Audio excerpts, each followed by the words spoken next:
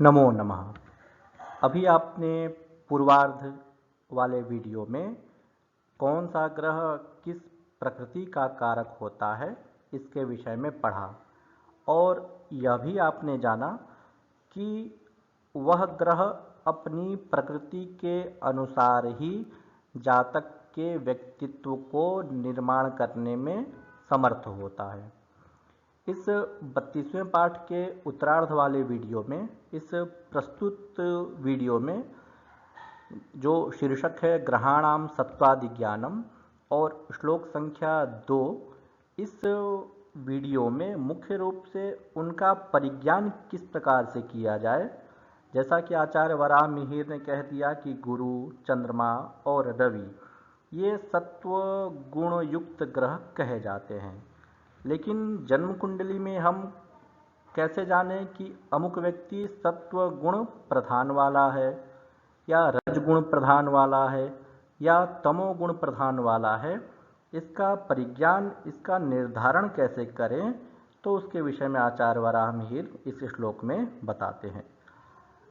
इसके पहले वाले श्लोकों में आपने यह समझ ही लिया है कि ग्रहों की जो प्रकृति होती है, ग्रहों का जो स्वभाव होता है, ग्रहों की जो स्थितियां होती हैं, वो सारी स्थितियां जातक में वैसे ही प्राप्त होती है बलाबलत्व के आधार पर।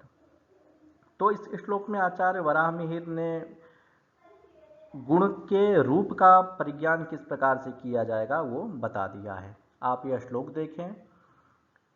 सत्वं रजस्तमो वा त्रिंशांशे यस्य भास्करस्तादृक् बलिनः सदृशी मूर्तिर्बुद्ध्वा वा जाति कुलदेशान। इसके अन्वय को देखें। भास्करः यस्य त्रिंशांशे तादृक् सत्वं रजः तमः वा भवति। बलिनः सदृशी मूर्तिः भवति वा जाति कुल देशान बुद्ध्वा वक्तव्या।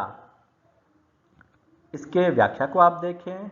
भास्करः सूर्यः यस्य ग्रहस्य त्रिंशांशे त्रिंशांश भागे तादृक् तथैव सत्वं सात्विकी प्रकृतिः स्वभावः भवति। रजः राजसी वा अथवा तमः तामसी भवति।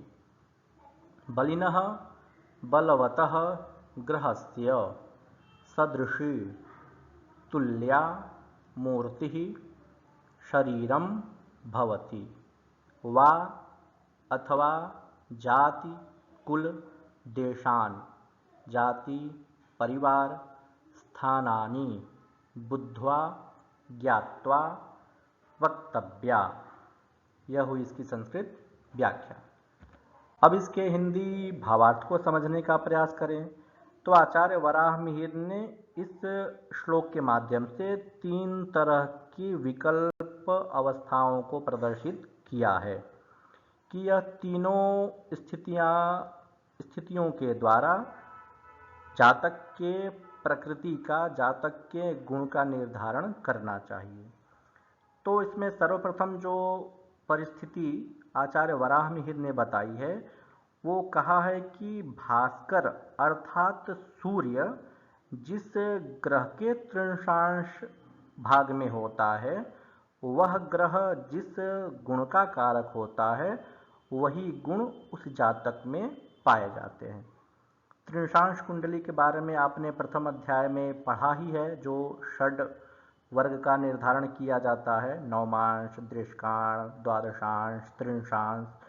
तो त्रिंशांश कुंडली में सूर्य जिस ग्रह के त्रिंशांश में हो तो उस ग्रह का जो गुण है उस गुण के अनुसार ही जातक का व्यवहार या गुण समझना चाहिए।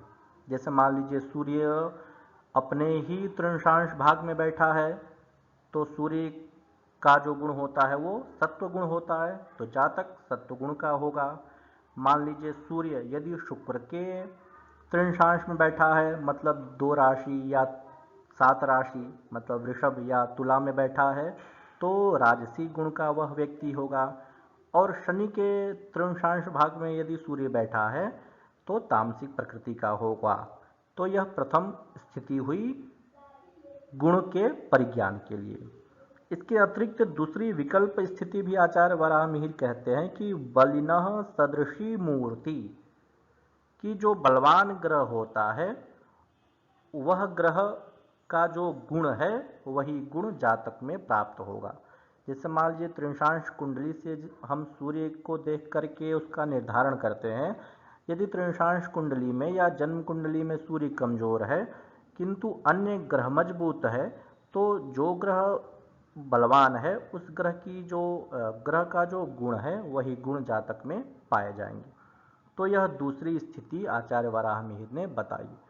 तीसरी स्थिति में कह देते हैं कि जाति कुल देशान बुद्ध्वा, मतलब अमुक जातक अमुक जाति में या अमुक कुल में या अमुक देश में उत्पन्न हुआ है, तो उस देश, उस जाति और उस कुल की जो अपना एक वातावरण होता है गुण को लेकर के, वह गुण उस जातक में विशिष्टतया प्राप्त होंगे। यदि कोई जातक सात्विक कुल से संबंधित रखने वाला है तो उसमें भी वही सात्विक वाले गुण प्राप्त होंगे। यदि कोई जातक राजकुल में उत्पन्न हो रहा है किंतु तृणांश कुंडली में सूर्य जो है सात्विक ग्रह वाले तृणांश में बैठा हुआ है, सूर्य शुक्र अथवा चंद्र के सूर्य और चंद्र के अथवा बृहस्पति के तृणांश भाग में बैठा हुआ है, तो वह सात्विक गुण को धारण करने वाला न होकर के राजसी गुण को धारण करेगा, क्योंकि वह उस कुल से संबंधित रखता है।